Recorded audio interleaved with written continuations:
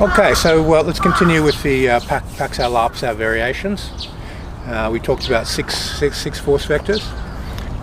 The exercise we're going to do now is outside of those six. So we're going to start moving the mind into taking the principle and going to free form. Alright, so my partner takes a guard. And so what I'm going to do is I'm going to parry this lead hand, because let's say he's moving that hand towards me. I'll catch it. And then I want to intercept this guard hand as quickly as possible. Now I'm going to make a circle from my Chun Q form in Silam Tao form of this action. As soon as I touch, I'm going to take these forces and I'm going to curve them towards each other here to form a trap.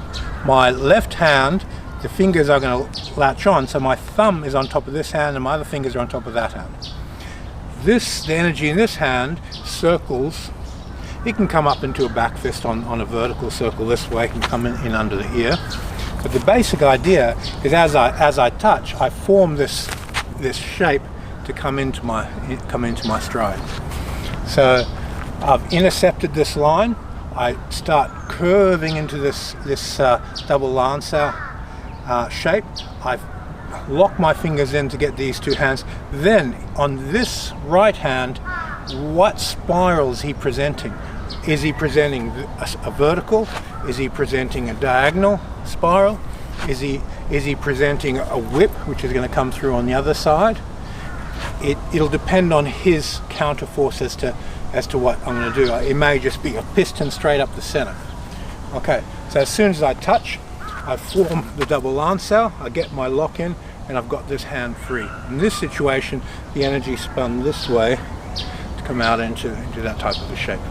Now, once I've got this position, one of my favorites is to do this. Then I jump up with the knee and bring the knee down into the side of the face. And because his body is so taut, it'll very often tear the muscles in the side of the neck as you bring this up into the face. That's more my Muay Thai enjoyment background coming through, not Wing Chun. So I've touched, I've formed the double Lap-Sao Lap. My knee, which you can't see, is touching inside of his knee and breaking the structure on the bottom end. Now this hand can come through, strike. I'm even close enough to step through with an elbow, and then I've got the other elbow and there to trap everything up. Okay, one more time. So I've done the double Pak-Sao touch. I formed the double Lap-Sao. My left hand hooks in.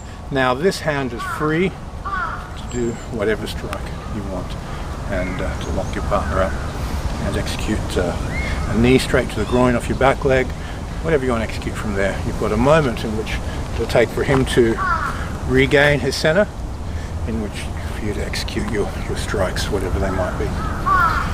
Okay, so this is Lan Lap. Pak-Sao, Lap-Sao, executing the Lap-Sao on that.